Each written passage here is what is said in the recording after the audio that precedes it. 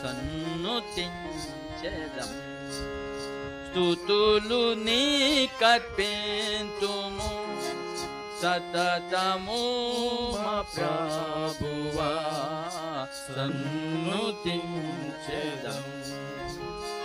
గడచినాటి కాలము కరుణతో నంగచితివి. గడచినాటి కాలము కరుణతో నంగచితివి. వెళ్ళలేనాటి నీ కృప చూపినాటి మా ప్రభు. వెళ్ళలేనాటి నీ కృప చూపినాటి మా ప్రభు. స్తుతులు నీకర్పింతుము సతతము మా ప్రభువా, సన్నుతించెదం.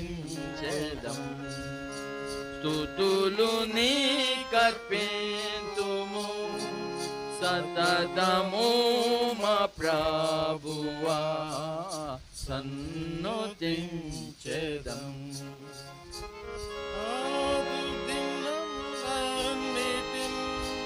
నీదు క్షేమమేలును నాదు దినములన్నిటిం. నీదు క్షేమమేలును నీదు జాడలన్నీయున్ సారంబునిచును. నీదు జాడలన్నీయు సారంబునిచును. స్తుతులు నీకర్పింతుము సతతము మా ప్రభువా, స్తుతులు నీకర్పింతుము సతతము మా ప్రభువా, సన్నుతించెదం. నీదు మందిరాంబులో మేలు చేతమమ్మును. నీదు మందిరాంబులో మేలు చేతమమ్మును. తృప్తి పరచిన ప్రభు, స్తుతులు నీకే చెల్లును. తృప్తి పరచిన ప్రభు, నీకే చెల్లును. స్తుతులు నీకర్పింతుము సతతము మా ప్రభువా, సన్నుతించెదం. స్తుతులు నీకర్పింతుము సతతము మా ప్రభువా, సన్నుతించెదం. నీదు నామ ఘనతను, నీదు ప్రేమ పనులను. నీదు నామ ఘనతను, నీదు ప్రేమ పనులను. నాదుడానే పాడిదా నాదు ప్రియ ప్రభువా. నాదుడానే పాడిదా నాదు ప్రియ ప్రభువా. స్తుతులు నీకర్పింతుము సతతము మా ప్రభువా,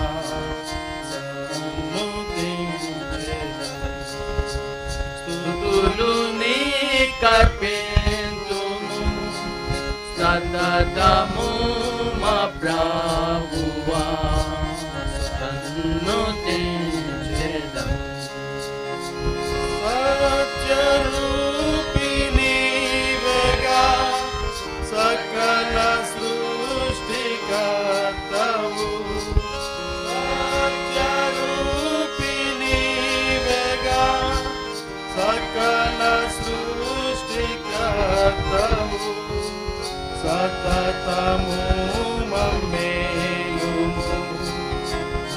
హల్లెలూయా పాడెదం.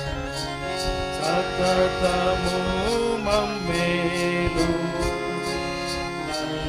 హల్లెలూయా పాడెదం.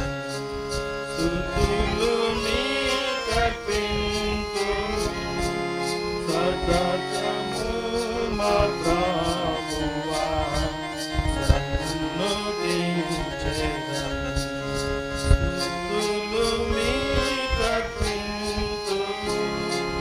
సతతము మా ప్రభువా సన్నుతించెదం.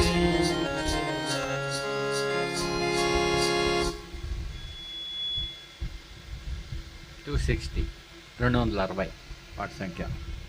పాతదైతే 258. 260 భయం లేదుగా.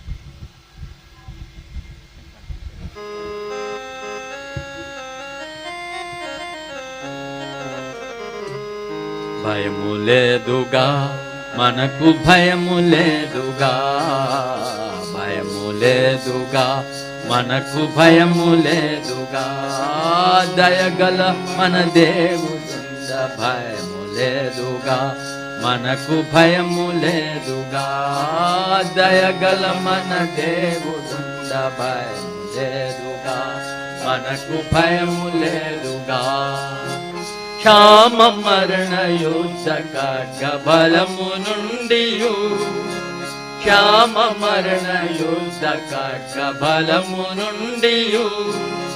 ధరణి గిరులు అదరి సముద్రములు పొంగినా, ధరణి గిరులు అదరి సముద్రములు పొంగినా. పరిశుద్ధుడు యేసుడే నిత్యము కాపాడు గనుక, పరిశుద్ధుడు యేసుడే నిత్యము కాపాడు గనుక. భయము లేదుగా మనకు, భయము లేదుగా, భయము లేదుగా మనకు, భయము లేదుగా. అపవాది తంత్రములపై విజయమిచ్చును, అపవాది తంత్రములపై విజయమిచ్చును. అభయమిచ్చి క్షేమముగా ఆదరించును, సమయమిచ్చి క్షేమముగా ఆదరించును. అక్షయుడగు యేసుడే నిత్యము కాపాడు గనుక. ఈ కాలపు శ్రమలే మనల మార్చు మహిమకు. అక్షయుడగు యేసుడే నిత్యము కాపాడు గనుక. నిర్మలుడగు యేసుడే నిత్యము కాపాడు గనుక. భయము లేదుగా మనకు, భయము లేదుగా, భయము లేదుగా మనకు, భయము లేదుగా. శ్రమలు దుఃఖ బాధలెన్నో మనకు సోకినా, శ్రమలు దుఃఖ బాధలెన్నో మనకు సోకినా. ఏ కీడు తగులకుండా కాయు శక్తితో, ఏ కీడు తగులకుండా కాయు శక్తితో. శక్తిమంతుడు యేసుడే నిత్యము కాపాడు గనుక, శక్తిమంతుడు యేసుడే నిత్యము కాపాడు గనుక. భయము లేదుగా మనకు, భయము లేదుగా, భయము లేదుగా మనకు, భయము లేదుగా. పాడెదము మన ప్రభునకే హృదయ గీతము, పాడెదము మన ప్రభునకే హృదయ గీతము. మహిమరాజు మన కొరకై తిరిగి వచ్చును, మహిమరాజు మన కొరకై తిరిగి వచ్చును. మన ప్రభువగు యేసుడే నిత్యము కాపాడు గనుక, మన ప్రభువగు యేసుడే నిత్యము కాపాడు గనుక. భయము లేదుగా మనకు, భయము లేదుగా, భయము లేదుగా మనకు, భయము లేదుగా. దయగల మన దేవుడుండ, భయము లేదుగా మనకు భయము లేదుగా, దయగల మన దేవుడంద భయము లేదుగా, మనకు భయము లేదుగా. ఇంకో చరణం పాడు.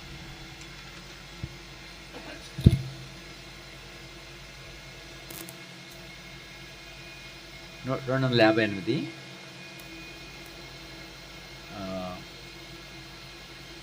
మొదటి చరణం ఆఖరి చరణం కూడా 258. ఓ భక్తులారా,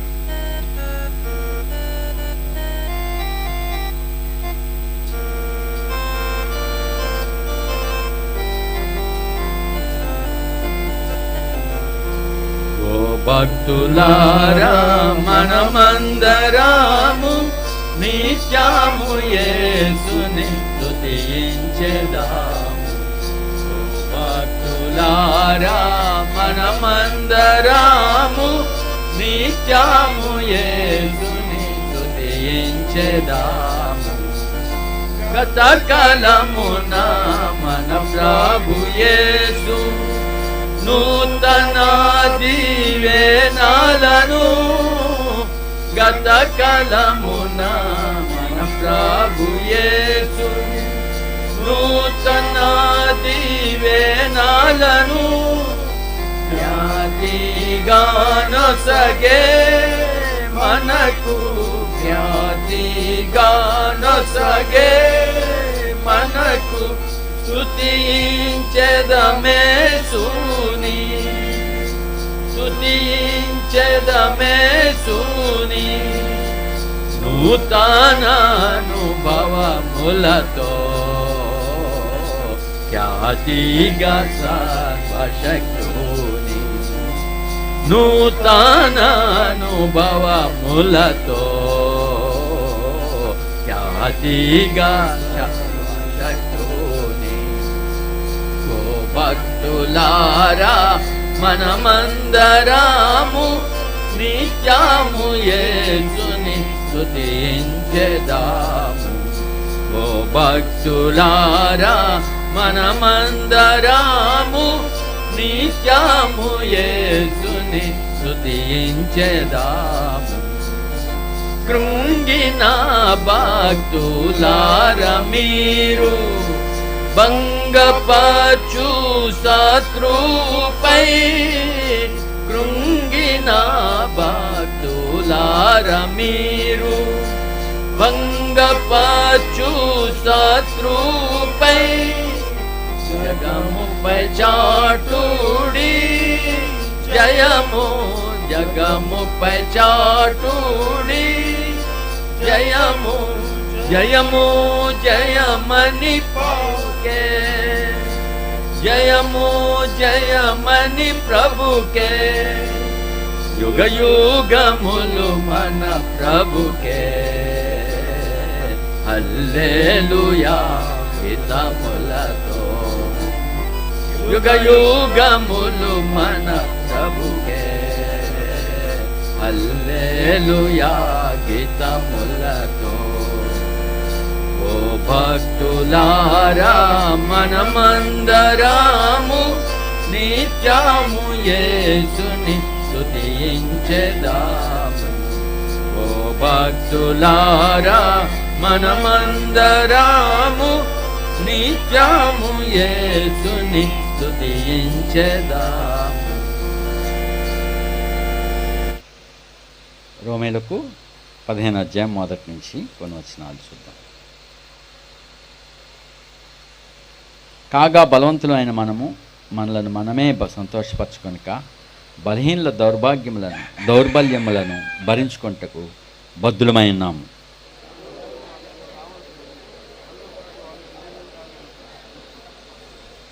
క్రీస్తు కూడా తాను సంతోషపరచుకొనలేదు, కానీ నిన్ను నిందించే వారి నిందలు నా మీద పడను అని వ్రాయబడినట్లు ఆయనకు సంభవించను.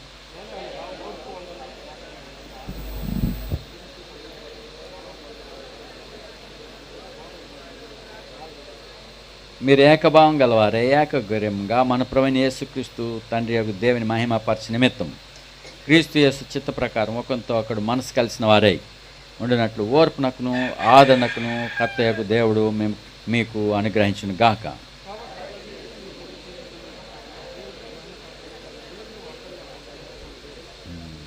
ప్రార్థించుదాం. నమ్మకమైన దేవా, కృపగల తండ్రి, సంఘముగా కుటుంబముగా నీ ప్రజలముగా కలిసి ప్రభాని ఈ సమయాన్ని సోదరు లాభాన్ గారింట మేము వారి బిడ్డలతో కలిసి నీకు కృతజ్ఞతాస్తు చెల్లించుటకు ఆదరింపబట్టకు మమ్మల్ని తోడుకు నచ్చినందుకు వందనాలు. సో జయరాజును మహిమలోనికి పిలుచుకుని ఈ సంవత్సరం అంతట్లో మరి ఆయన లేని లోటును కుటుంబంగా వారిని ఆదరిస్తూ వచ్చారు. వందనాలు చెల్లిస్తున్నాం. కాబట్టి ప్రభా, మీరు ఉన్నవాడువు, నిత్యుడోగి తండ్రివి, మరి సదాకాలం మాకు తోడుగా ఉండేవాడు. కాబట్టి మరి మీరు మాకు ఉన్నందుకై నీకు కృతజ్ఞతాస్తుతులు చెల్లిస్తున్నాం. నీ పిల్లలను మీరు ఆదరిస్తూ వచ్చారు. ప్రభా, తండ్రి లేని బిడ్డలుగా ఉన్నప్పుడు మరి మీరే నిత్యుడోగు తండ్రిగా మీరు ఆదరిస్తారు. అలాగే తన లుదియాకు కూడా మరి యజమానుడిగా మీరు ఉండి ఆదరిస్తూ వచ్చారు. అందునిమిత్తమై నీకు కృతజ్ఞతాస్తుతి చెల్లిస్తున్నాం. వారి కుటుంబంగా ఇంకా భూమి మీద ఉన్నటువంటి స్వజనులందరి కొరకును, సంఘము కొరకును వందనాలు. ఇప్పటికే మహిమలో ఉన్న సంఘాన్ని బట్టి వందనాలు నాయన. మరి ఈ సమయాన్ని మరి బ్రతికిన వారికేమి చనిపోయిన వారికేమి మీరు ఉపకారం చేయటం మానని గొప్పవాడు. కాబట్టి ఈ సమయాన్ని నీ లేఖనాల ద్వారా ఆదరింపబట్టకును, పురుకొల్పబట్టకును ప్రభా, మిమ్మల్ని బట్టి ధైర్యం తెచ్చుకుంటకును నీ బిడ్డలందరికీ సహాయపడి కూడి వచ్చి ఆశీర్వాదకరంగా చేయమని యేసుక్రీస్తు ప్రభువున ప్రార్థిస్తున్నాం తండ్రి, ఆమేన్. ఇక్కడ 4వ వచనంలో 15వ అధ్యాయము 15వ అధ్యాయం రోమా 4వ వచనంలో ఒక మాట చదివాము. ఏలయనగా ఓర్పు వలనను లేఖనముల వలని ఆదరణ వలనను మనకు నిరీక్షణ కలుగుటకై పూర్వమందు వ్రాయబడినవన్నీ మనకు బోధ కలిగి నిమిత్తము వ్రాయబడి ఉన్నది. పరిశుద్ధ లేఖనాలు మరి ఎప్పుడో పురాతనమైన గ్రంథం ఇది. లేఖనాలు చాలా పాతమైన పురాతనమైనవి. అయినను మనకు దేవుని వాక్యము మర్మమైనది. ఇది మన్నా అంటే ఇదేమి మర్మం, ఇది ఆశ్చర్యకరమైంది. మరి పూర్వం నుండి చదువుతున్నప్పటికీ మరి నూతనంగానే మనకు దేవుని వాక్యము పరిశుద్ధాత్ముడు వాటి ద్వారా మాట్లాడుతున్నాడు. మరి అందుకే మన అందరికీ లేఖనాలు దేవుడు మన చేతిలో పెట్టాడు. లేఖనము మన చేతిలో ఉందంటే ఉదాహరణకి ఒక డిగ్రీ చదివే మనిషి నేర్చుకునే విద్యార్థి డిగ్రీ ఇంకా పట్టభద్రుడు పోస్ట్ గ్రాడ్యుయేట్ అయ్యారంటే వాళ్ళని ఒక యూనివర్సిటీస్లో కాన్వొకేషన్స్ ఏర్పరుస్తారు.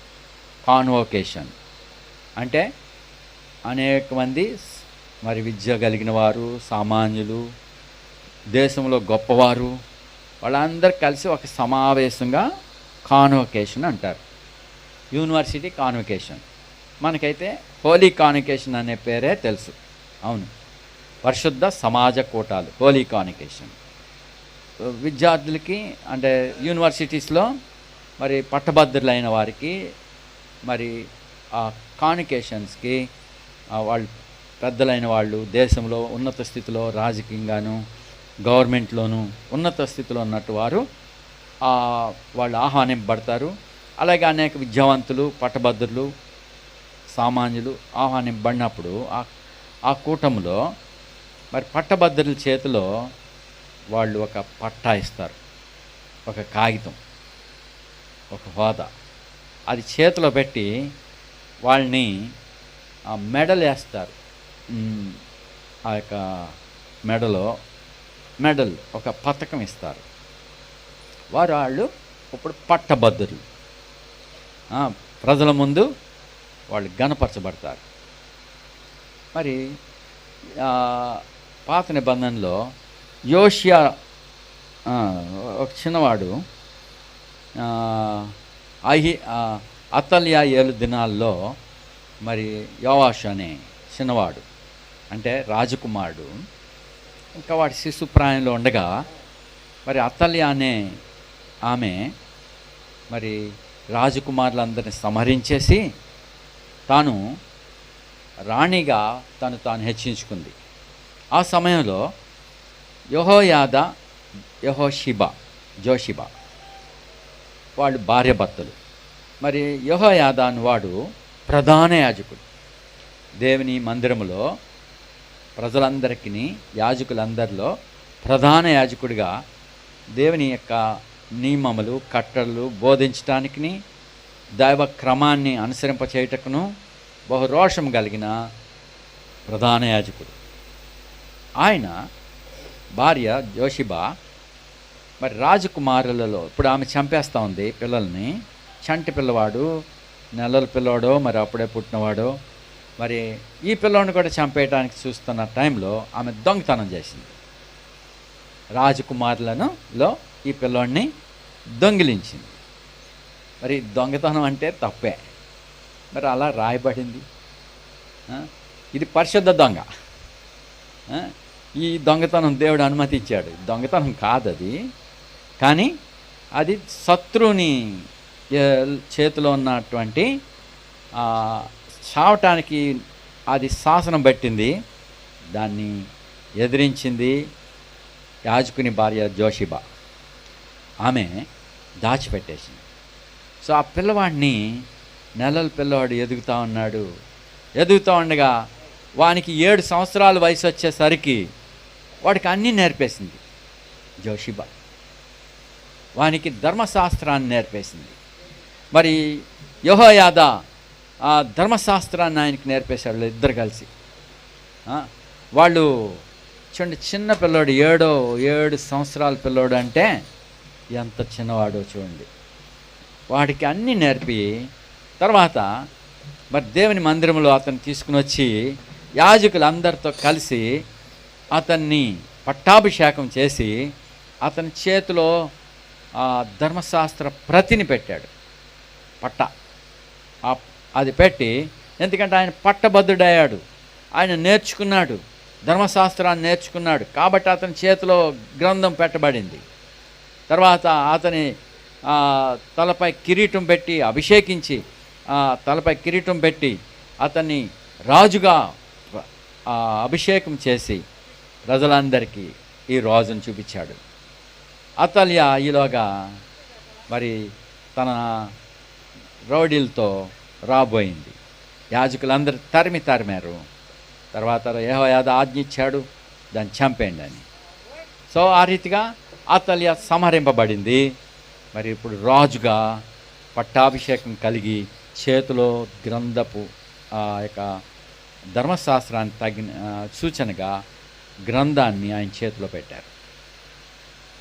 మరి అది ఇక్కడ నేను ఇంత చెప్పింది ఎందుకంటే మనం కూడా గ్రంథమును మన చేతిలో పెట్టి మనం చదువుకోకపోయినా చదువుకున్నా దేవుని వాక్యాన్ని విశ్వసించుటకు, దేవుని వాక్యం అంతటినీ మనం గౌరవించుటకు, మరి మీలో అటువంటి భక్తి, మీలో అటువంటి విశ్వాసమును ఈ గ్రంథంలో వ్రాయబడినవన్నీ అవును, ఈ గ్రంథంలో వ్రాయబడినవన్నీ మరి పరిశుద్ధమైనవి, ఇందులో అబద్ధం లేదు, ఇందులో సత్యమున్నది, ఇది జీవం గల దేవుని వాక్యము అని విశ్వాసం మీలో దేవుడు పెట్టాడు. కాబట్టి మీ చేతిలో కూడా ఈ గ్రంథం కలిగి ఉండుట మరి మీకు గౌరవం. దేవుని వాక్యము చూడండి, ఇందాక నేను చెప్పాను, పట్టభద్రుల చేతిలో ఆ పట్టుకుని కాన్వకేషన్లో రాష్ట్రపతి కానీ గవర్నర్ కానీ దేశంలో అత్యున్నతమైన వ్యక్తులు మరి ఆ టైంకి ఎవరైతే అవైలబుల్గా ఉన్నారో వాళ్ళ చేతుల మీదుగా వాళ్ళకి పట్టభద్రం చేసి ప్రకటిస్తారు. అలాగనే మరి దేవుడు తన గ్రంథాన్ని మన చేతిలో పెట్టాడు.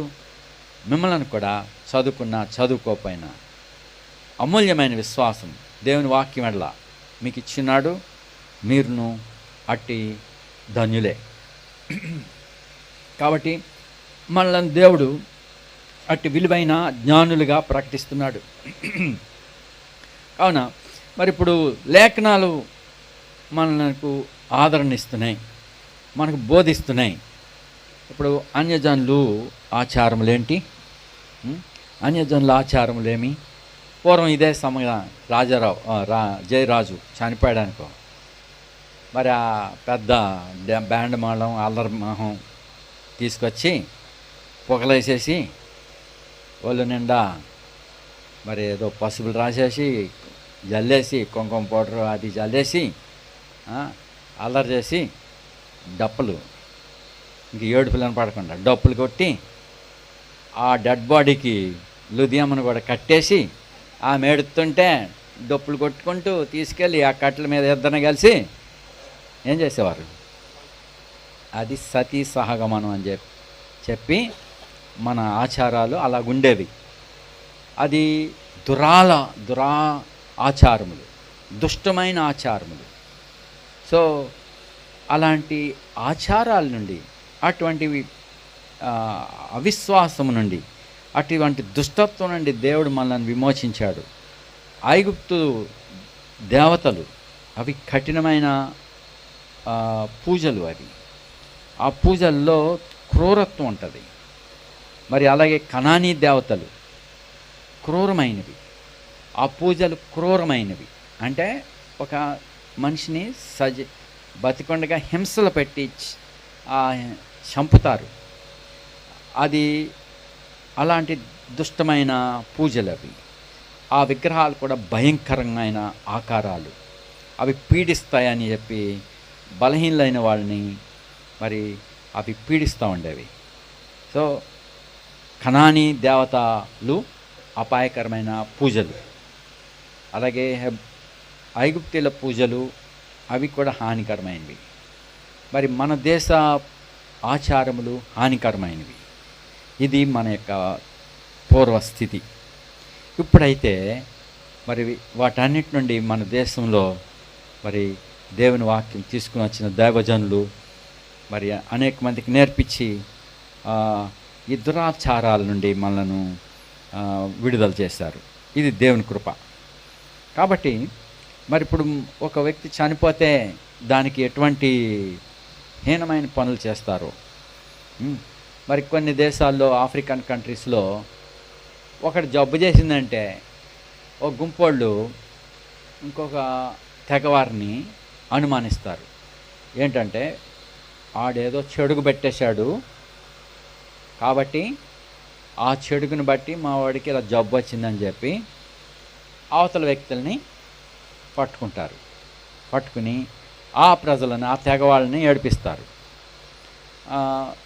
అలాగే ఈ తెగవాళ్ళని వాళ్ళు ఏడిపిస్తారు. ఇలాగన మరి ఆఫ్రికన్ కంట్రీస్లో మరి ఒక్క సామాన్యమైన తెగులు ఎవరికైనా వస్తే ఆ తెగులను బట్టి కొన్ని వందల మంది చంపబడతారు. అది ఒక దురాచారం. మరి ఆడు చెడుగు పెట్టేశాడు, ఆయన చంపేయాలి. ఆ తెగవాళ్ళని ఎక్కడ కనపడితే అక్కడ చంపితేనే మా వాడు బతుకుతాడు. అది వాళ్ళ ఆచారాలు. ఇంకా ఉన్నాయి. మరి దేవుడు ఇలాంటి దుష్టత్వం నుంచి మనను కాపాడుతున్నాడు. ఇది లేఖనాలు చెప్తున్నాయి, మనుషులందరూ మరణించాల్సిందే. మనం అవిశ్వాసులుగా పశుప్రాయులుగా ఉండొద్దు, అన్యజనుల ఆచారములకు భయపడవద్దు. అయితే మనం ఆత్మలకు శాంతి చేయుటకు మన వల్ల కాదు. ఎవడును ఏ విధంగా చేస్తున్నాయనను తన సహోదరిని విమోచింపలేడు. మరి విమోచించేటవాడిని మన కొరకు ఉన్నాడు. ఆయన మనందరికీ సహాయం చేసేవాడు. చూడండి, ఇప్పుడు రూతు గ్రంథంలో బోయజ్ అనే గొప్పవాడు ఉన్నాడు. ఆయన గొప్ప భాగ్యవంతుడు, కలిగినవాడు. ఎటువాడు? చూడండి, రూతు గ్రంథం మరి న్యాయాధిపతుల కాలంలో మనుషులు అనగా దేవుని ప్రజలే తప్పుపోయారు. చుట్టూ అన్యజనులను పోలి నడుచుకుంటూ వచ్చారు. వారికి ఇవ్వబడిన ధర్మశాస్త్రమును, దైవ క్రమాన్ని ప్రతిష్ఠితమైన ప్రజలుగా, పరిశుద్ధ ప్రజలుగా దేవుడు వాళ్ళని ప్రత్యేకిస్తే న్యాయాధిపతుల కాలం వచ్చేసరికి ప్రతి వాడు ఇష్టానుసారంగా అయిపోయారు. న్యాయాధిపతులు వెళ్తున్న దినాలు అవి. మరి మోషే దైవజనుడు ఉండగా మరి దేవుని వర్తమానాలు ఇవ్వబడ్డాయి. తర్వాత అతని స్థానంలో యెహోషువ ఇవ్వబడ్డాడు. యెహోషువ దినాల్లో మరి దేవుని ప్రజలు దేవుని సేవిస్తూ వచ్చారు. అలాగనే అరణ్యములో అనేక కార్యాలు, దేవుని కార్యాలు చూసిన పెద్దవాళ్ళు చాలామంది ఉన్నారు. వాళ్ళు కూడా చచ్చిపోయారు. తర్వాత యెహోవా తమ కొరకు చేసిన కార్యములైనను చూడని కొత్త తరం పుట్టిందంట. కొత్త తరం. ఇప్పుడు అదే రీతిగా కొత్త తరం వస్తూ ఉంది. అయినా కానీ దేవుని వాక్యాలు, లేఖనాలు మనకు ఖచ్చితంగా చక్కగా ఇవ్వబడ్డాయి. లేఖనాలు స్థిరమైనవి. ఈ దేవుడు శాశ్వతమైన వాడు, తరతరాలకి ఆయన పూజనీయుడే. కానీ ప్రజలు ఏం చేస్తున్నారు? కొద్దిమంది తప్పిపోతున్నారు, కొద్దిమంది నిలిచి ఉంటారు. మరి యెహోవానైనను ఆయన కార్యములను చూడని తరం ఒకటి పుట్టింది. ఆ సమయంలో వారు అందరు తప్పిపోయారు చాలామంది. చూడండి, న్యాయాధిపతుల గ్రంథం, యెహోషువ గ్రంథం, యెహోషువలో మరి వాళ్ళు ఉండగానే యెహోవా సేవకుడైన యెహోషువ చనిపోయాడు. చనిపోయాక ఏమొచ్చిందంట? 2వ అధ్యాయం యెహోషువ 2, న్యాయాధిపతులు 2,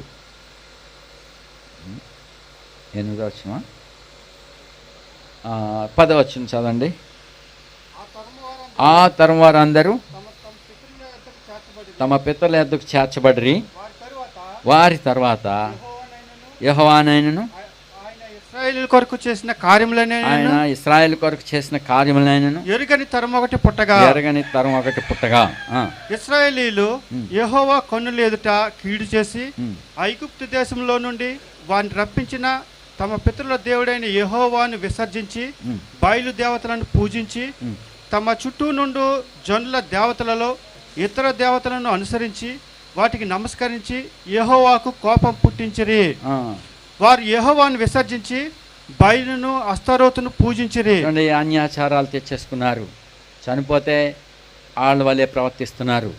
మరి పుట్టితే వాళ్ళలాగా చేస్తున్నారు. పెళ్ళిళ్ళు అవుతుంటే అన్యజనులు చేసినట్టుగా చేస్తున్నారు. మరి ప్రతి విషయంలోనూ దేవుని కార్యాలు మర్చిపోయి దేవుని అందు భయభక్తులు మానివేసి తమ చుట్టూ ఉన్నటువంటి అన్యజనుల పద్ధతులను వారు అనుసరిస్తారు. అది న్యాయాధిపతుల కాలం. ఆ దినములలో మరి ప్రతివాడు తన ఇష్టానుసారంగానే బతికారు. చూడండి, అదే న్యాయాధిపతుల్లో ఇజ్రాయెల్లో రాజు లేడంట. మరి ప్రతివాడు తమ చిత్తాన్ని బట్టే, తమ ఇష్టాన్ని బట్టే ఎవరికి ఏదనుకుంటే అదే. 19వ అధ్యాయం 1వ వచనం, 17:6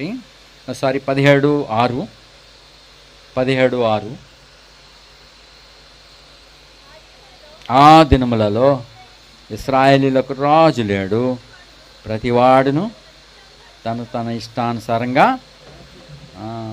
చూడండి, వాటికి రాజు లేడు అంటే రాజుగా ఉన్న దేవుణ్ణి, లేఖనాలని వాళ్ళు విసర్జించారు. అందుకే వారు రాజు లేని పరిస్థితి, కాపర్లేని గొర్రెల వలె అయిపోయారు, నాశనం అవుతున్నారు. దేవుని సేవించట్లో మరి దైవ క్రమాన్ని తప్పిపోయారు. ఇక్కడ 17వ అధ్యాయంలో. తర్వాత 18వ అధ్యాయంలో మరి న్యాయ విధాన పద్ధతిలో తప్పిపోయారు. 18:1 ఆ దినములలో ఇశ్రాయేలుకు రాజు లేడు, మరియు ఇశ్రాయేలు గోత్రములలో ఆ దినము వరకు తానీయులు స్వాచ్ఛం పొంది ఉండలేదు గనుక ఆ కాలమున తాము నివసించుటకు తమకు స్వాచ్ఛము వెదుకుటకై వారు బయలుదేరి ఉండిరి. చూడండి, వారికి వరకు ఏదేది నియమించాడో వాటిని వదిలిపెట్టేసి తమ ఎత్తుక్కుంటున్నారు.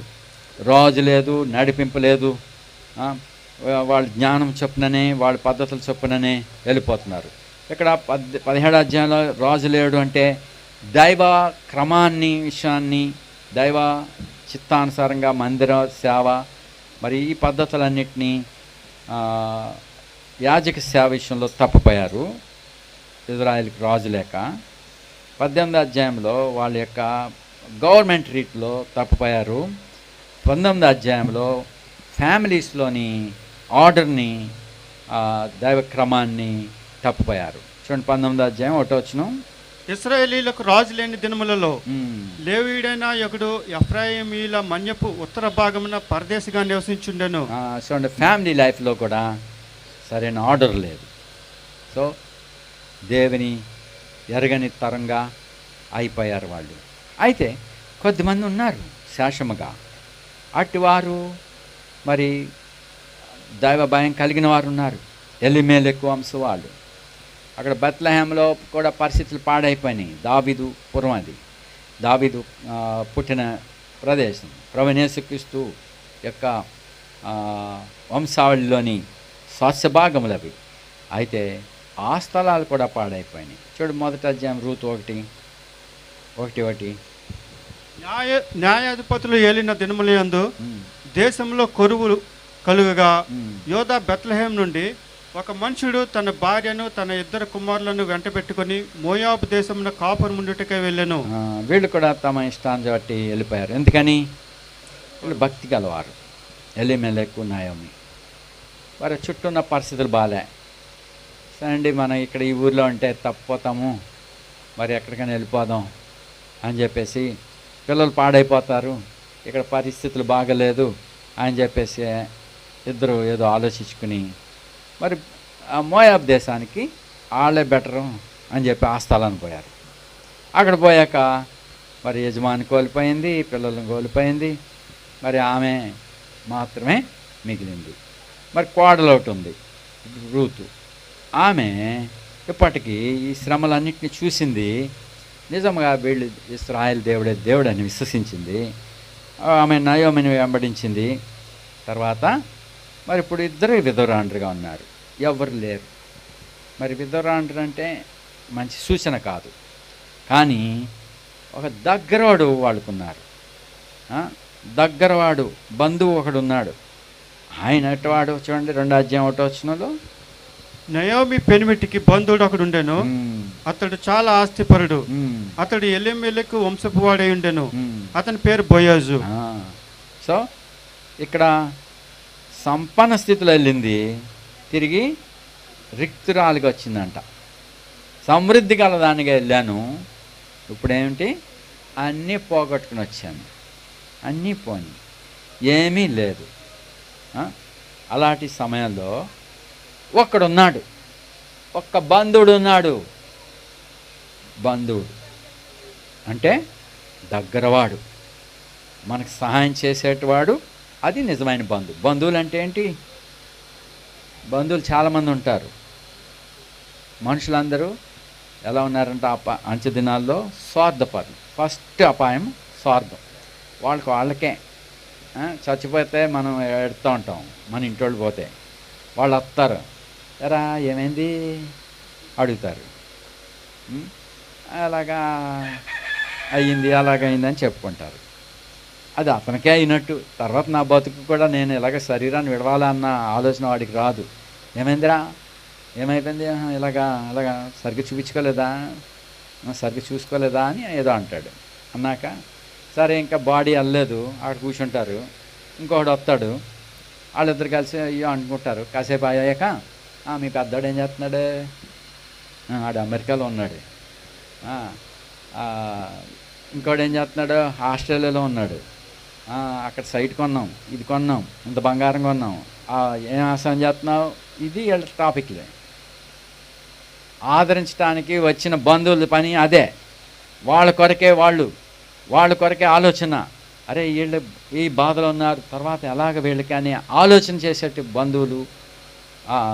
అలాంటి వాడే నిజమైన బంధువు అంటే దగ్గరవాడు, మన శ్రమలో ఆదరించేటివాడు, మన లేమిలో మనల్ని పట్టించుకొని మన బాగోగులను పట్టించుకునేడు వాడే బంధువులు చాలామంది ఉంటారు. యూదులు ఉన్నారనుకో, యూదుల్లో చాలామంది ఉన్నాయి, అందరూ మనోళ్ళే. మరి అక్కడ ఒక యూదుడు అయిన మనుషుడు, వాడు కొట్టబడి యెరూషలేము నుండి యెరికోకి వెళ్తుంటే కొట్టబడ్డాడు.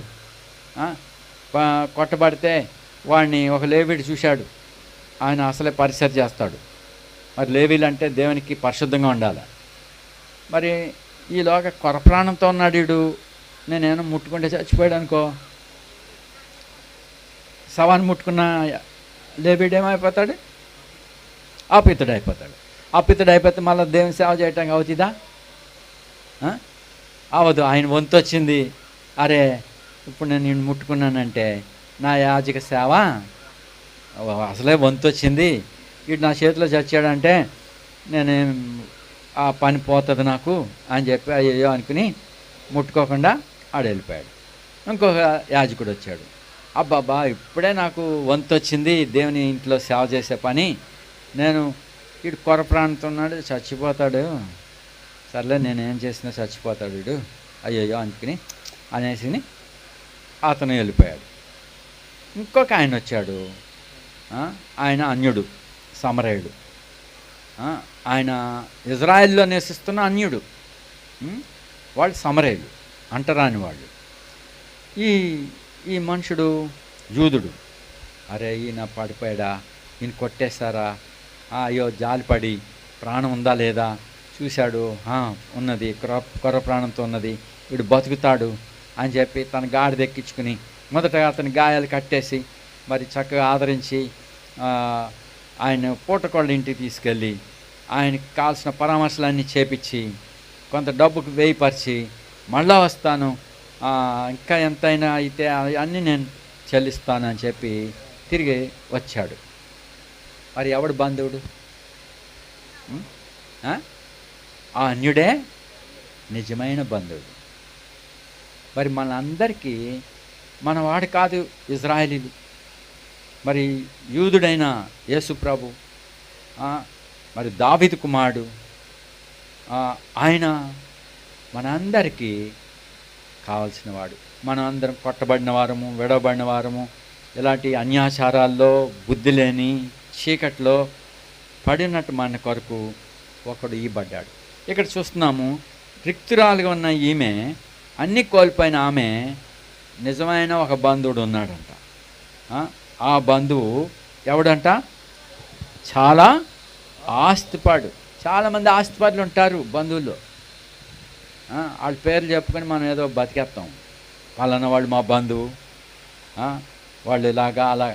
నీకేంటి, ఆడు బంధువే, ఇంటి పేరుతోడే, లేకపోతే మన కులమే, మన జాతే, మన దేశమే, ఇన్ని కలిగి ఉన్నాం. వాడు గొప్ప స్థితిలో ఉన్నాడు, నీకేం చేస్తాడు? నేనేమైనా పట్టించుకుంటాడా? అతనికి గొప్పతనం చేసి, అబ్బో ఇతనికి ఇలా ఉన్నాయి, ఇతనికి ఇన్ని సైట్లు ఉన్నాయి, ఇంత బంగారం ఉంది అని చెప్పుకుంటాకే కానీ నీకేం సహాయం? కానీ రిక్తురాలిగా ఉన్నటువంటి వాళ్ళకి ఆయన బంధువుడిగాను, ఇంకోటి ఎలా ఉన్నాడు? చాలా ఆస్తిపాడు. అతడు ఏ వంశము? ఎలీమెలెకు వంశము. అతని పేరు బోయజ్, అనగా మైటీ మ్యాన్. ఏ విషయంలో మైటీ? ఏ విషయంలో బలమైన వాడు? ఆర్థికంగా బలమైన వాడు. ఆయన పేరు గొప్పది. గొప్పదంటే ఆ పట్టణం, బెత్లెహేం పట్టణంలో మరి మిగిలిన వాళ్ళందరూ ఇట్లా వచ్చి కూర్చోరా అంటే వాడు వచ్చి కూర్చోవాల్సిందే. నా పని ఉంది ఇప్పుడు ఆపుతాను, నో, ఆ మాట అనకూడదు, ఇంకంతే, వచ్చి కూర్చోవాల్సిందే. అలాంటి అధికారం ఆయనకున్నది. మరి అటువంటి గొప్పవాడు మన బంధువు. అలాగే మరి ఆస్తి కలిగిన వాడు, ఆయన మనసున్నవాడు, మరి ఆయన జాలి గలవాడు, కాబట్టి కటాక్షం కలిగిన వాడు. ఇతను పొలంలో పనిచేయటానికి, అనగా ఏరుకుంటానికి వెళ్ళింది రూత్ అనే ఆమె విధవరాలు, చిన్నది. అయితే ఆమె మీద దయ చూపించాడు, దయ కలిగి మాట్లాడాడు. మరి ఆమె ఎంతో కృతజ్ఞురాలే అన్నది. అయితే ఇంత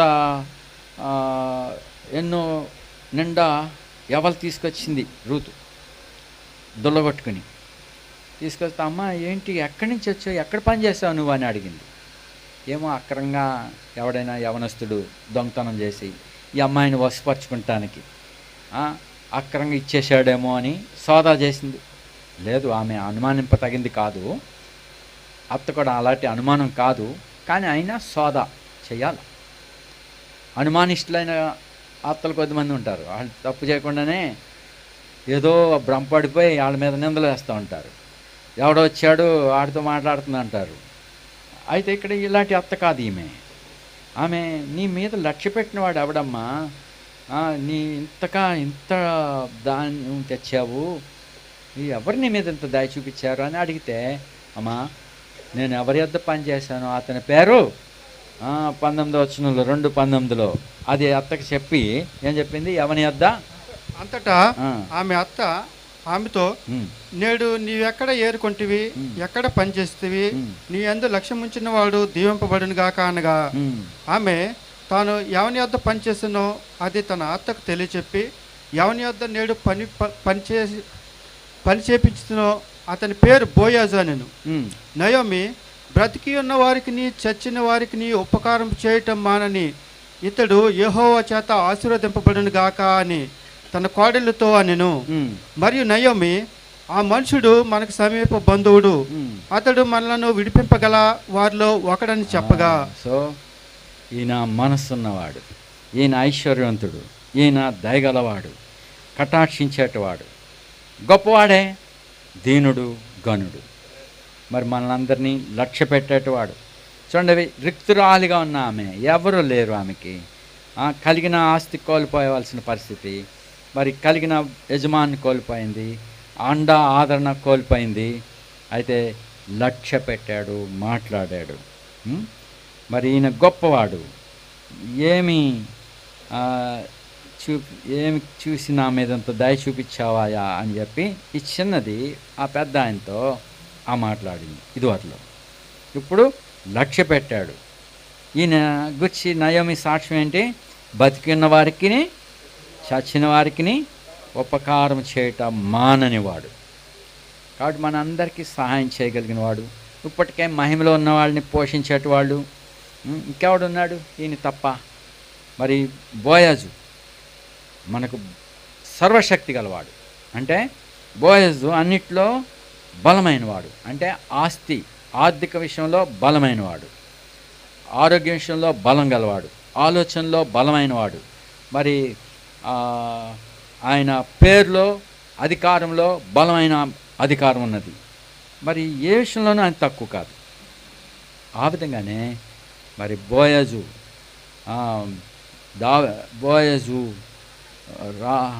రూతునందు ఎవరికన్నది, ఓబేదుని కన్నది, ఓబేదు యెషయిని కన్నాడు, యెషయి రాజైన దావీదుని కన్నాడు. మరి దావీదు కుమారుడు యేసుక్రీస్తు. ఈ యేసుక్రీస్తు మరి ఈ వంశావళిలోంచి వచ్చినవాడు. మరి ఈయనను ప్రభువైన యేసుక్రీస్తును మనందరి కొరకు దేవుడు విమోచన క్రయముగా ఇచ్చాడు. మనందరికీ, బ్రతికిన వారికి, చనిపోయిన వారికి కూడా, ప్రతి మనిషిని కొరకు సిలువలో మరణించినాడు, రక్తం కార్చినాడు, మరణించినాడు, సమాధి చేయబడ్డాడు. ఎందుకనగా మన అపరాధముల శిక్ష అంతా ఆయన మీద వేయబడింది, మన పాపముల యొక్క శిక్ష ఆయన మీద వేయబడింది. ప్రతి మనిషిని కొరకు ప్రాయశ్చిత్తముగా ఆయన ఇవ్వబడ్డాడు. ఆయన సిలువలో చనిపోయాడు, సమాధి చేయబడ్డాడు. మరి తండ్రి అయిన దేవుడు మృతుల్లోంచి లేపి ఉన్నాడు. ఇప్పుడు సర్వశక్తికుడు, మహోన్నతుడు, ఇంకంతకంటే హెచ్చైన వాడు లేడు. రిక్తుడిగా చేయబడినవాడును మృతుల్లోంచి దేవుడు లేపి పరలోకమందును భూమి మీదను మరి ఆయన నామమును హెచ్చించి అతని కంటే ఇంకెవరు కూడా గొప్పవారు లేరు. Mighty man. మరి బ్రతికిన వారికి, చనిపోయిన వారికి సహాయం చేయగలరు. ఇప్పుడు ప్రభునందున్న మరి ప్రభుని ఆశ్రయించిన ఆ సిలువలో వేలాడుతున్న దొంగోడు, వాడు సైతం ప్రభువాని మొరపెట్టాడు. ఆ చిన్న మొర, నేడు నాతో కూడా నువ్వు పరదేశంలో ఉంటావు అన్నాడు. వాడికి అన్ని సంస్కారాలు ఏం జరగలే, బాప్తిసం లేదు, లేకపోతే అది లేదు, ఇది లేదు, సరైన సాక్ష్యం లేదు, వాడు దొంగే. అయితే వాడు ప్రభుని అంగీకరించాడు, వాడికి కృప ఇవ్వబడింది, ప్రభుతో కలిసి మంచి సాక్షిగా కనపడుతున్నాడు. మరి అతను కృపనొందినాడు, వానికి ప్రాయశ్చిత్తం చేశాడు. మరి అంతే కాకుండా మరి చనిపోయిన వారికి ఉపకారం చేయగలిగిన మరి వాడిగా ప్రభువుని యేసుక్రీస్తున్నాడు. ఆయన సజీవుడు, ఇప్పుడు హెచ్చించబడ్డాడు, మరి భాగ్యవంతుడు. ఆయన ఐశ్వర్యాన్ని, జ్ఞానాన్ని, ఘనతను, మహిమను, ప్రభావం, అధికారం అన్నీ కలిగినవాడు. మరి ఈ బంధువుడు మనకు కావాలా వద్దా? కావాలి. మరి ఏ బంధువు కావాలి? మన చాలామంది బంధువులు ఉంటారు, గొప్పవాళ్ళే ఉంటారు. వాళ్ళ ఇంట్లోకి కూడా వెళ్ళలేము మనం. వాళ్ళ ఇళ్ళకి మనం పోలేం. అలాంటి గొప్ప బంధువులు ఉన్నారు.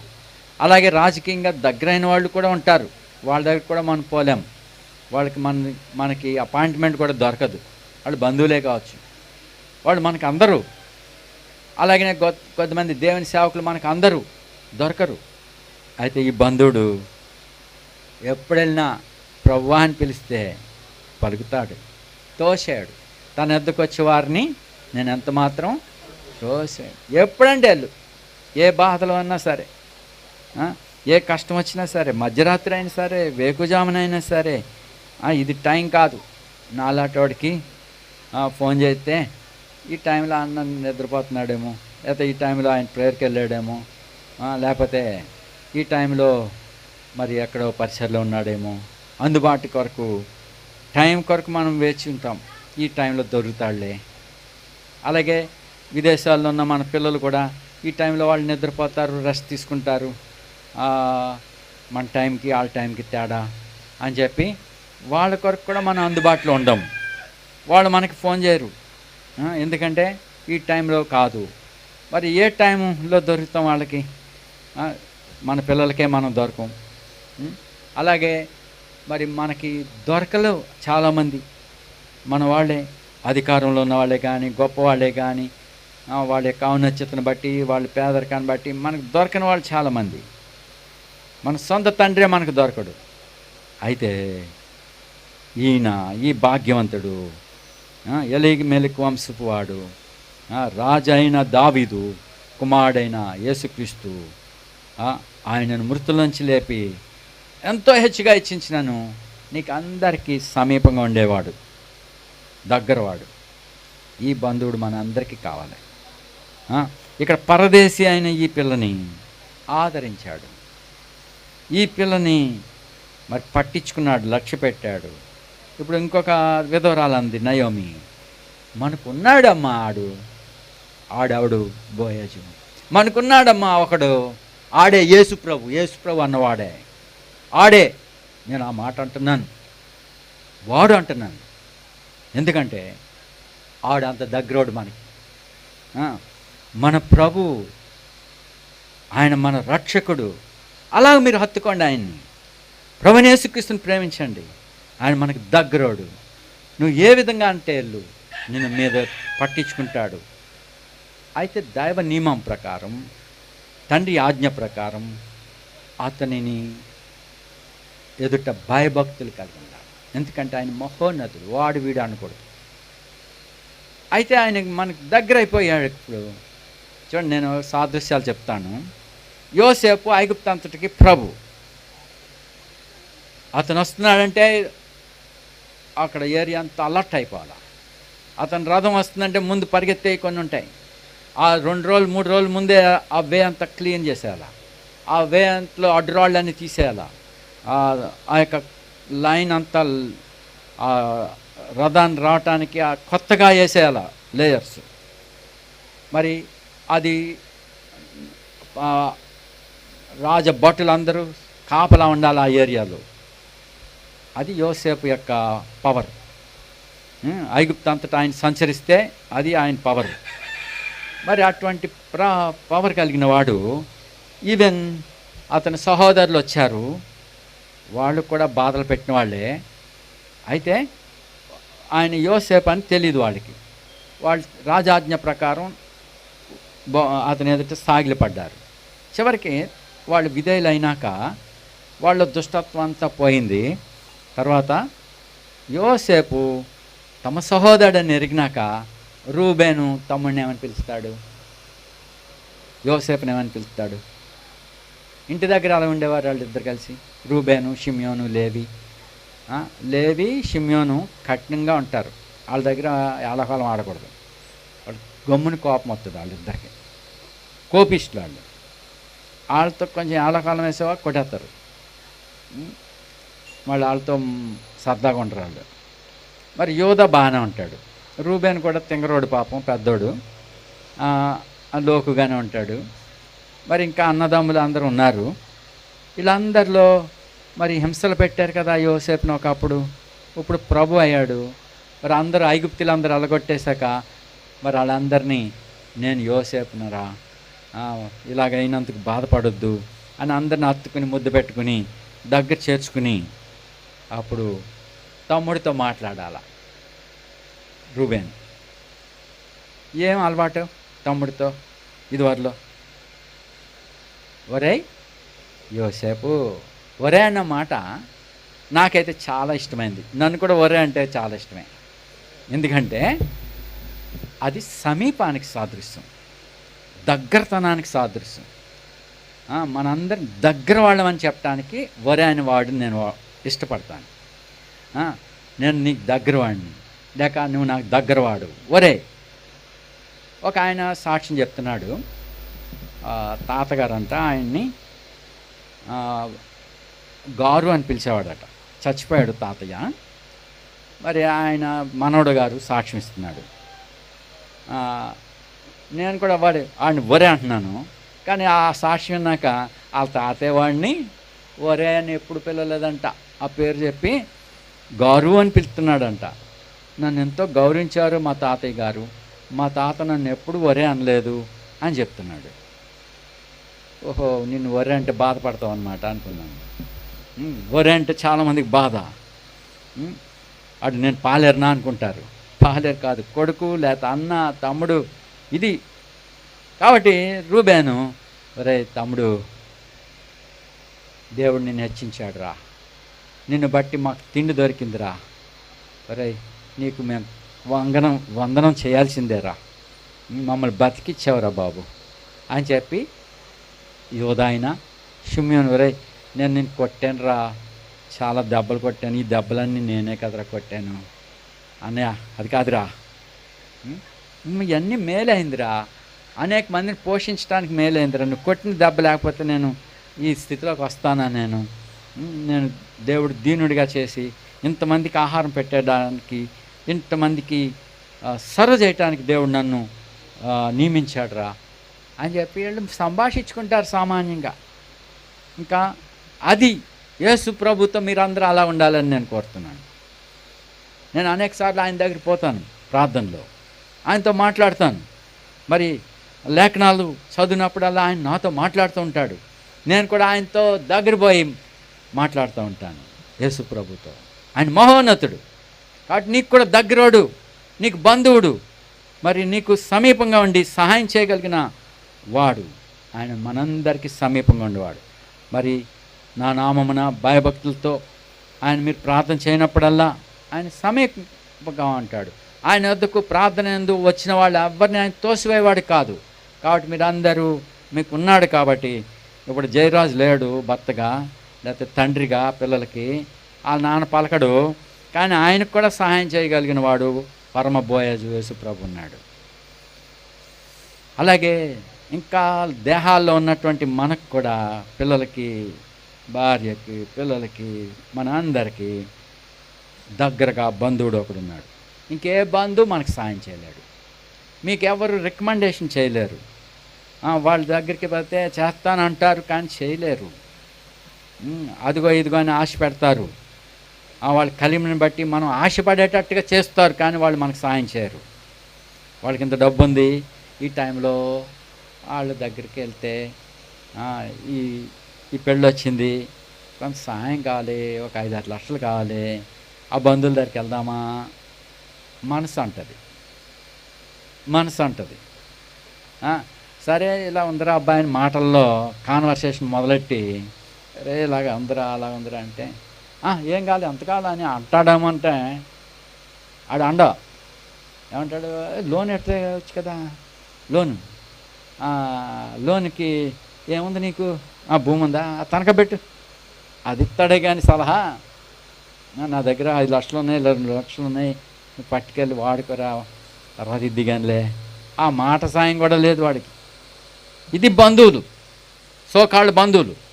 రియల్ బంధువు, దగ్గరవాడు మనకొకడున్నాడు, ఆయన క్రీస్తు అనే నరుడు. మృతుల్లోంచి లేచిన వాడై మహోన్నతుడిగా ఉన్నాడు. కాబట్టి ఆయన ఉన్నాడు. కాబట్టి మీరు అందరూ ఆయన నామమున ప్రార్థన చేయండి, ప్రభువా నాకు సహాయం చేయి. ఎప్పుడు వెళ్ళొచ్చు? మీ సేవకుడి దగ్గర రావాలంటే టైం ఇప్పుడు ఉండడు. ఈ టైంలో ఫోన్ చేస్తే దొరకడు. ఈ సేవకుడు దొరకడు, లేక మన బంధువుల్లో అనేక మంది దొరకరు. నీ బాధలు బట్టి ఆత్మ అని చెప్తామంటే బ్లాక్ లిస్ట్లో పెడతాడు. ఆడు దొరకడు. ఈడైతే దొరుకుతాడు. ఈయన క్రీస్తు యేసు అని నరుడు. ఆయన మనకు పూజనీయుడు, మనకు ప్రభువు, మనకు దేవుడు, మనల్ని ప్రేమించున్నవాడు, మనకు విమోచకుడు. చూడండి, ఇప్పుడు మనల్ని విడిపించగలవాడు. మన ఏ బంధకాల్లో ఉన్నాను, ఏ పాప దోషాల్లో ఉన్నాను, ఏ తెగుల్లో ఉన్నాను, ఎట్టి అక్కర్లో ఉన్నాను, నీకు సహాయం చేయగలిగిన దగ్గరవాడు. కాబట్టి మరి ఈయన యందు మీరు లక్ష్య పెట్టండి, ఈయన నామమున మీరు ఆదరింపబడండి. ఆయన ద్వారా మనకి ఇవ్వబడిన లేఖనాలు మనల్ని ఆదరిస్తున్నాయి. కాబట్టి మరి ఈ ప్రభు నీకు దగ్గరగా ఉండి సహాయం చేయగలడు. యోహాను రాసిన ప్రకటన గ్రంథంలో 1వ అధ్యాయము 4 నుంచి చదవండి. యోహాను రాసిన ప్రకటన గ్రంథం 1:4. యోహాను ఆసియాలో ఉన్న 7 సంఘములు. 7 అనగా సంపూర్ణత. 7 సంఘములు దీపవృక్షం. 7 దీపాలు కలిసి ఒకటే. ఆ దీపవృక్షానికి ఎన్ని దీపాలు? ఆ దీపం ఒకదాన్ని ఎత్తితే అన్ని దీపాలు లేచిపోతాయి కదా. 7 కలిసి ఉన్నాయి, అది సంపూర్ణత. కాబట్టి 7 యుగాల్లో కూడా మరి వర్తమాన భూత భవిష్యత్ కాలంలో చదువు. వర్తమాన భూత భవిష్యత్ కాలములలో ఉన్నవాడి నుండి ఆయన సింహాసనం ఎదుటనున్న 7 ఆత్మల నుండి. 7 ఆత్మలు. 7 మీన్ సంపూర్ణతకు సాదృశ్యం. భూమి అంతటా అవి చూడగలవు. మనం అయితే కొంత భాగాన్ని చూడగలం. సీసీ కెమెరాలు పెట్టుకుంటాం ఇంటికి కానీ మందిరానికి కానీ. అది ఎంత దూరం చూపిస్తుందో అంతే. 7 పెట్టినా అంతే. కొన్ని ప్లేసెస్ కనపడవు. అది రహస్యాలు తెలుసుకుంటా కాదు, కానీ అది పర్యవేక్షించడానికి. ఎవరైనా బాధలు పడితే అక్కడ ఏమైనా నష్టం జరిగితే ఇది ఎట్లా అయిందని సోదా చేసుకుంటా వరకే. అలాగే మరి భూమి అంతటికి దేవుని కన్నులు, 7 కన్నులు లేక 7 ఆత్మలు మరి సంచారం చేస్తున్నాయి ఆయన సింహాసనం ఎదుట. ఎందుకు? తన ఎడల యథార్థ హృదయం గల వారిని బలపరచుటకై దేవుని కన్నులు, యెహోవా కన్నులు భూమి అంతటా సంచారం అంటే తిరుగుతూ ఉన్నాయంట. అటా ఇటా కాదు, పరిగెత్తుచున్నాయి. Run to and fro. అంటే పరిగెత్తుచున్నాయి. ఎందుకు? నీకు సహాయం చేయటానికి పరిగెత్తుకుని వస్తాడు ఆయన. అంత దగ్గరవాడు. ఆయన దృష్టి భూమి అంతటా ఉన్నది. నేను ఒక కారు కొనడానికి వెళ్ళాను. దానికి చాలా బాగున్నాయి. దాన్ని ట్రయల్ ఇచ్చారు. కొత్త కారు అంటే డెమో కారు. మరి అది వెళ్తుంది. నేను కొంచెం ఇట్లా తిరిగేసరికి నీకు పక్కన ఎలా ఉందో చూపిస్తుంది. సరే ముందుకి చూపిస్తుంది, ఈ పక్కకి వెళ్తే ఈ పక్కన చూపిస్తుంది. మరి ఈ రౌండ్లుగా ఏ మూల కావాలంటే ఈ కార్ ప్లేసింగ్ అన్ని యాంగిల్లోనూ చూపిస్తుంది. అదే కాదు, నేల మీద చూపిస్తుంది. నేల మీద ఎంత ఎత్తులో ఉన్నావు, కింద ఏమున్నాయి, రాళ్ళు ఉన్నాయా, ఏమున్నాయి, ఆ బంపర్ దగ్గర రాయిందా, ఇవన్నీ చూపిస్తున్నాయి. దీనికి 360 డిగ్రీస్ కెమెరా ఉన్నది అని చెప్పారు. అంతా నచ్చింది, కానీ ఒకటి నచ్చలేదు నాకు. లోపల కొంచెం సౌండ్, బయట సౌండ్ వినపడుతుంది. ఆ సౌండ్ ఎలర్జీ నాకు. అది తృప్తి అవలే. కానీ అంతటా కనపడుతుంది. కిందేమి, సైడ్ ఏమి, ముందేమి, వెనకేమి. అది మంచిది. లేకపోతే అది ఉంటే నీ కారు ఎక్కడ వెనక గుద్దేసి బంపర్లు ఎరుగుపోవు, ఎదర నీకు ఇరిగిపోవు. అది జాగ్రత్తగా ఉండటానికి పనికి వస్తుంది.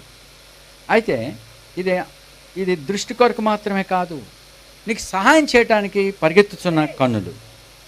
కాబట్టి దేవుని 7 ఆత్మలు దేవుని 7 కన్నులు. అది ఎప్పుడెప్పుడు సహాయం చేయడానికి సిద్ధంగా ఉన్నాయి? వర్తమాన, భూత, భవిష్యత్ కాలంలో ఉన్నవాడు. ఆయన సింహాసనం ఆయన సింహాసనం ఎదుట 7 ఆత్మలు 7 కన్నులు. నమ్మకమైన సాక్షి, నమ్మకమైన వాటికి సహాయం చేస్తాడు. మృతుల్లో నుండి ఆది సంబుతుడిగా లేచిన వాడును, మృతుల్లోంచి లేపబడి ఎంతో హెచ్చుగా హెచ్చించబడిన వాడు, భూపతులకు అధిపతినైన యేసుక్రీస్తు, ఆయన రాజులకు రాజు. ఇప్పుడు 5 సంవత్సరాలు కాదు, ఎన్ని సంవత్సరాలు? సర్వకాలం, వర్తమాన, భూత, భవిష్యత్ కాలంలో మహారాజు, సర్వభూమికి ఆయన రాజు అయినాడు. కాబట్టి ఆయన యొద్ద నుండి కృపా సమాధానం మీకు కలుగును గాక. సో మీకు నెమ్మది, మీకు సమాధానం, ఏ భయం లేదు. రేపు ఎలాగా అని అనుకోవద్దు, ఇప్పుడు ఎలాగా అని అనుకోవద్దు. ఎక్కడున్నా కృప, సమాధానం, ఈ 2 మీకుంటే నిద్రపోవచ్చు. దావీదు కంట 1000 మంది 10,000 మంది దండెత్తి ఆయన చుట్టూ ఆవరించారంట. దేవుడు అన్నాడు, నేను నీకు కాపర్నా అన్నాడు. దేవుడు నాకు కాపర్ అయితే చుట్టూ వచ్చి నిందలు వేయిస్తూ పట్టుకుని తినేద్దాం, లేకపోతే కోసేద్దాం, చంపేద్దాం అని వచ్చిన వాళ్ళు అందరూ చుట్టూ మూగుంటే ఈయన ఏం చేశాడంట? పడుకున్నాడు, నిద్రపోయాడు. చూడండి కీర్తన. కాబట్టి నిన్ను కాసేటివాడు కొనికాడు నిద్రపోడు. 3వ అధ్యాయము కీర్తన 3:5 వచనం. 3:5 యెహోవా నాకు ఆధారము, నేను పండుకొని నిద్రపోయి మేల్కొందును, భయపడను. నేను పడుకుని లెగిస్తానంటున్నాడు, నిద్రపోతాడు. ఎందుకు భయం? మనకైతే నిద్ర అట్టదు, మధ్యరాత్రిలో నిద్ర రాదు. ఎందుకని? ఏదో బాధ, పిల్లలు గురించిన బాధ, లేకపోతే ఆరోగ్యాన్ని గురించిన బాధ. రేపు ఎలాగా ఇంత డబ్బు కావాలి, ఇది కావాలి, అది కావాలి, నిద్ర రాదు. అయితే నీకు సప్లై చేసేట వాడు ఉన్నాడు కదా, నీ దగ్గరోడు ఉన్నాడు కదా, మరి పడుకో, నిద్రపో, ఆయన నీకు సహాయం చేస్తాడు. మరి ఇప్పుడు కువైట్లో ఉన్నాడు ఒక పిల్లోడు, వాడు చెప్తున్నాడు, మా మీద నుంచి పైనుంచి వెళ్ళిపోతున్నాయి, మేము బయట పని చేస్తున్నాము, మమ్మల్ని టార్గెట్ చేస్తున్నారు. సో టార్గెట్ చేస్తుంటే రియాక్టర్స్ వచ్చి గుద్దేస్తున్నాయి. ఒకటి తప్పిపోయి అది మిస్ అయ్యి ఆ పక్కన పడుతుంది. వాళ్ళ గోలేమో వీళ్ళు రిగ్గుల మీద పడాలని. అదేమో ఫస్ట్ 2 డేస్లో ఆ శబ్దాలకి ఆ భయాలకి కొంచెం మీదడిపోద్దేమో ఆ భయం వేసింది. తర్వాత ప్రభు మనకు తోడే అన్నాడు, ఇంకెందుకు చనిపోతామా, ప్రభు దడిపోతాం. దేవుడు అయితే తన బిడ్డలను కాస్తాడు, నన్ను కాసేటు వాడుకుని కూడా నిద్రపోడు. కాబట్టి బాంబులు ఎగురుతున్నాయి, లేకపోతే ఇంకో దేశం మీదకి వెళ్తానికి రయ్యమని వెళ్తున్నాయి శబ్దాలతో, లేకపోతే సుడులు తిరుగుతూ భయ్యమని వెళ్ళిపోతున్నాయి. ఇప్పుడు పక్కనే పడుతున్నాయి. ఇప్పుడు పడిందా, పక్కన పడిపోయింది అది అనుకుని నవ్వుకుని శుభ్రంగా నిద్రపోతున్నాడు. వాడికి ఎందుకు భయం లేదు? నన్ను కాసేవాడు నిద్రపోడు, కొనుక్కోడు. ఎందుకు భయం? చనిపోతామా, ప్రభు దరిపోతాను, ఉంటానా, ప్రభు కొరకు జీవిస్తాను. మరి వెనకాల కుటుంబం, పిల్లలు ఉన్నారు, లేకపోతే వెనకాల వాళ్ళు ఉన్నారు, వీళ్ళు ఉన్నారు, అయ్యి బాబాయ్ నాకు గుండె దొడిపోతుంది, నేను ఉండలేను బాబాయ్ అనలేదు. కొద్దిమంది ఏమవుతుంది, రిజైన్ చేసిపోతాను బాబు, ఇక్కడ చచ్చుడి కంటే బతుకుంటే బొల్సాకు తినొచ్చు.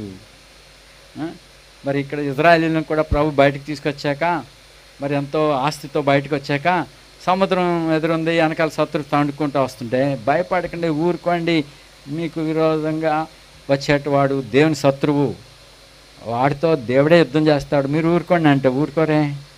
మా జోలికి రావద్దు, బతుకుంటే బల్సాకన్న తినొచ్చు, ఐగుప్తులకి దాసులం అయిపోతాం, మా జోలికి రావద్దని కేకలేసేస్తున్నారు. అది కంగారులో మాట. ప్రభు నీతో ఉండగా నీ పక్షంగా యుద్ధం చేస్తుంటే వై ఆర్ యూ? నీ బంధువుడు ఉన్నాడు కదా, నీ దగ్గరోడు, ఇంక వేరే బంధువుడు ఎవడు మనకు దగ్గరోడు కాదు.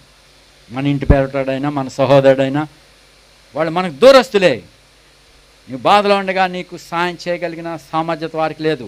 నువ్వు చనిపోతే నీ ప్రాణమునకు ప్రాయశ్చిత్తం చేయగలిగిన వాడు ఎవడు లేడు. మరి ఎన్ని రోజులు చేస్తారు? నిన్న ఫ్యూనరల్కి వెళ్ళాము. ఓ తల్లి చాలా బాధపడుతోంది. 1-2 నెలలు పట్టించుకున్నారు, 3 నెలలు పట్టించుకున్నారు, 1 సంవత్సరం లోగల మరి ఈవిడికి మేము వైద్యం చేయించలేము, ఈ డబ్బు మేము పెట్టలేము. ఆవిడ బాధలో నిద్ర లేదు. ఆదరించుటకు కుమారుడు కోడలు దూరం అయిపోయారు. మరి ఇంకెవరు? అది పిల్లలు, సొంత పిల్లలు. వాళ్ళు పట్టించుకోకుండా బాధలు వదిలిపెట్టి ఇంకేం చేస్తారు? వాయిదాలు వేసుకుంటారు. నన్నే కన్నావా, ఇంకా వాళ్ళకి అనలేదా, వాళ్ళ దగ్గర పో అంటారు. అది పిల్లలు. అలాగే తండ్రులు బిడ్డలని చూస్తారు. ఎంతవరకు చూడగలరు? వాళ్ళు బలహీనతల్లో ఉండగా ఎంతవరకు ప్రేమించగలరు? నిత్యము ప్రేమించలేరు. మరి అది తల్లిదండ్రులు పిల్లలు ప్రేమ. అయితే ఈ ప్రేమ శాశ్వతమైనది, నిత్యమైన ప్రేమ. ఆయన ఎదురు నుండి కృపా సమాధానం. నిద్రపోండి. రేపేమవుతుందో అని భయపడొద్దు, రేపటికి ఎలాగాని ఆలోచించుకోవద్దు. అయితే బాధ అంతా చెప్పేసుకోండి. నీకు సహాయం చేయగలవాడు. మరి ఈ సహాయకుడు మన పాపం నుండి మనల్ని విడిపించినవాడు, మనలను నిత్యము ప్రాయశ్చిత్తం చేయవాడు, మన కొరకు స్వాస్థ్యాన్ని సిద్ధపరిచినవాడు, తనతో కూడా సదాకాలం నివసించటకై నివాస స్థలాలను నిర్మించినవాడు. కాబట్టి మనం ఆయన్ని స్వీకరిస్తే ఇన్ని ధన్యతలు మీరు అనుభవించవచ్చు. ఈ బంధువుని గురించి మీరు ప్రభుని కృతజ్ఞత చెల్లించండి. జయరాజు గురించి ఇప్పుడు ఈ మీటింగ్ పెట్టాం, ఆయన ఆత్మశాంతికి మీటింగ్ అని అనుకుంటున్నారా? అలాగైతే కాదు. మీ అందరి కొరకు ఈ మాటలు ఈ బట్టకే. అదే కాదు, అతనికి మీకును సహాయం చేయగలిగిన దగ్గరవాడు మన బంధువుడు యేసు అనేవాడు, క్రీస్తుగా అభిషేకించబడి మహోన్నతుడిగా ఉన్నవాడు. ప్రతి దూతలు ఆయన ఎదుట సాగిలి పడుతున్నారు, ప్రతి వాని మోకాలు ఆయన ఎదుట వంగుతుంది. ఆయన దగ్గరవాడు మనకి. ఆయన నీకు దగ్గరవాడు. కాబట్టి ఆయనను ఆ విధంగా అనుభవించండి, ఆయన మీద ఆశపడండి, ఆయన్ని అడగండి, ఆయన మీకు సహాయపడుతూ ఉంటాడు. ప్రార్థించుకుందాం. ప్రేమ నమ్మకాన్ని పరలోక తండ్రి, ప్రేమించిన పరిశుద్ధుడా, నీకు వందనాలు స్తోత్రం చెల్లిస్తున్నాం. ఈ ఉదయ కాల సమయంలో మా తండ్రి, ఈ దేవుని దాసుల ద్వారా మాకు అందింపు చేసిన ప్రతి వచనము, వాక్య భాగములను, లోతైన మర్మములు మాకు తెలియజేసినందుకు నీకు వందనాలు స్తోత్రములు. మాకు మీరు మంచి బోయేదిగాను, మా ప్రభా మీరు మాకు దేవుడిగా, తండ్రిగా, ఆదరణకర్తగా ఉండి మా కుటుంబాలని, మా బిడ్డలకి ఇచ్చిన బిడ్డల్ని పేరు వరుసన దీవెనకరంగా ఉంచి ఆశీర్వాదకరంగా ఉంచిన మీ కృపలన్నింటిని బట్టి మీకు వందనాలు స్తోత్రం చెల్లిస్తున్నాం. మీ కృపా మహదైశ్వర్యము మా తండ్రి మా హృదయాల్లో నిండువారులుగా ఉండుటకు మీరు ఇష్టపడి త్యాగం చేసి మా కొరకు లోకంకి వచ్చి మా ప్రభా పడరాని శ్రమను, నిందను, అవమానం పొంది మాకు రక్షణానందం ఇచ్చినందుకు నీకు వందనాలు స్తోత్రం చెల్లిస్తూ, మా ప్రభా జయరాజు మరణించిన సమయంలో ఉండి ఇంతవరకు బిడ్డలు కాపాడినారు, మీరు భద్రపరిచినారు, కాపుదలు ఇచ్చినారు. లుధియాను, ఎప్సిబాను, సింధును మా ప్రభా వాదార్పు విషయంలో కానీ, మా ప్రభా ప్రార్థించట్లో కానీ, మా ప్రభు మీ కృపను విస్తరింపు చేసి మా ఇంటి విషయంలోనూ మీరు అన్ని రకాలుగా మా ప్రభు భద్రపరుస్తూ పోషిస్తూ మా ప్రభు స్థిరమైన మనసు కలిగి నేను నిండాలుగా దీవించి ఆస్వాదించినందుకు నీకు వందనాలు స్తోత్రములు. నీ సన్నిధి మాకు తోడుగా ఉంచినందుకు వందనాలు. నీ దాసులనిచ్చి, నీ సావాసునిచ్చి, సన్నిధినిచ్చి మాకు ఈ రీతిగా హెచ్చరించబట్టకు దినదినము మా ప్రభా ప్రతి ఒక్క దినములలో నీ యొక్క సన్నిధి మాకు తోడుగా ఉంచిన మీ కృపా భాగ్యములన్నింటిని బట్టి వందనాలు స్తోత్రం చెల్లిస్తూ, వచ్చిన బిడ్డలు బట్టి నీకు వందనాలు స్తోత్రములు. మా ప్రభా మీ కృప ద్వారా మా ప్రతి వరకు మీరు చేసిన కార్యమును బట్టి వందనాలు స్తోత్రం చెల్లిస్తూ సమర్థమిచ్చేట్టుగా అప్పచెప్పుకుంటూ మా ప్రభువును మా రక్షణకర్తమైన యేసుక్రీస్తు వారి అత్యున్నత నామములో స్తుతించి ప్రార్థించి బట్టి వాళ్ళు వేడుకుంటున్నాను తండ్రి, ఆమేన్. ఈ యొక్క స్తుతి కూటంలో ప్రభా మీరు మా మధ్య నుండి మమ్మల్ని నడిపించారు. మీకు అందం స్తుతం చెంచుకొంచున్నాం. దీన్ని బట్టి వచ్చే సమస్తమైన మహిమ, ఘనత, ప్రభావములు మీ పాదాల చెంత సమర్పించుకొంచున్నాం. ఈ ప్రభా ఇక్కడ ఆచారంగా కాదు ప్రభా, మీ యొక్క నామం ప్రకటించబడడానికి ప్రభా మాకు ఇచ్చిన ఈ యొక్క అవకాశాన్ని బట్టి మీకు స్తుతులు చెంచుకొంచున్నాం. ఈ సమయంలో ప్రభా సోదరుడు లాభన్ గారిని బట్టి, కుటుంబాన్ని బట్టి ప్రభు జయరాజు గారిని బట్టి ఒక అందం స్తుతం చెంచుకొంచున్నాం. ప్రభా మరి ఈ ఇంట్లో మీరు చేసిన మేలు ఉపకారం బట్టి కూడా మీకు స్తుతులు స్తోత్రాలు చర్చుకుంటున్నాం. బంధువులుగా రక్త సంబంధులుగా సంఘంగా వచ్చి కూడి చేరిన ప్రభా మీ పశువులందరం బట్టి వాళ్ళ స్తుతం చర్చుకుంటున్నాం. ప్రభా ఈ సమయంలో మీ యొక్క జీవం కలిగిన లేఖనాలు మాకు ప్రభా అనుగ్రహించారు. ప్రభా మాకు దగ్గర బంధువుడిగా రక్త సంబంధుడిగా పరలోకం తీసుకుని పోయే ప్రభా ప్రాణం పెట్టిన బంధువుడిగా మాకు ఉన్నందుకు స్తుతం చంచుకుంటున్నాం. ప్రభా అంతేకాదు మీరు మావంటే విన్నంటే ప్రభా ప్రతి క్షణము మమ్మల్ని కాపాడుచు నిత్యము పోషిస్తూ పరామర్శిస్తూ ప్రేమిస్తూ ప్రభా మీరు మా ఎడల మీరు చూపుతున్న మీ యొక్క ప్రభా మా యొక్క అవసరతలు అక్కర్లన్నీ తీరుస్తున్నందుకు స్తుతం చంచుకుంటున్నాం. ప్రభా ఈ లోకంలో శ్రమ అయినను దుఃఖమైనను వ్యాధి అయినను బాధ అయినను ఏదైనాను కూడా ప్రభా మీరు మాకు చాలిన దేవుడిగా ఉంటూ ప్రభా నిత్యరాజ్యం యొక్క నిరీక్షణలో మమ్మల్ని నిలుపుచున్న విధానం బట్టి స్తుతం చంచుకొచ్చు ప్రభు రక్షకుడు యేసుక్రీస్తు పేట ప్రార్థించి వేడుకొంచున్నాం తండ్రి. ఆమేన్. ప్రభువైన యేసుక్రీస్తు కృపయు పరిశుద్ధాత్మ యొక్క సహవాసము సదాకాలం మీకు తోడైండును గాక. ఆమేన్.